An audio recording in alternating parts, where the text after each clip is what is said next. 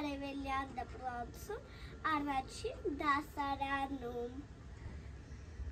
Հովհաննես Թումանյան աշունը դեղնած դաշտերին իջել է աշուն,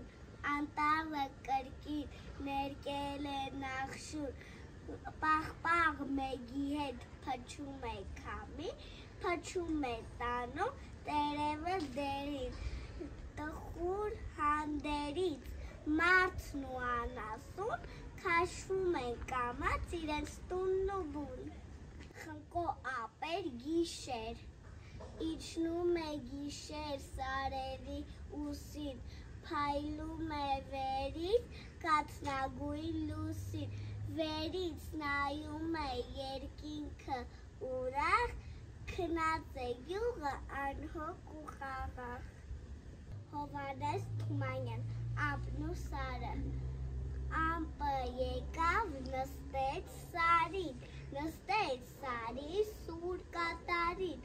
լսիր պապիկ ասավ նրան, լավ օրերը անցան կորան, խիստ սոսկալի, ցուրտ է գալի,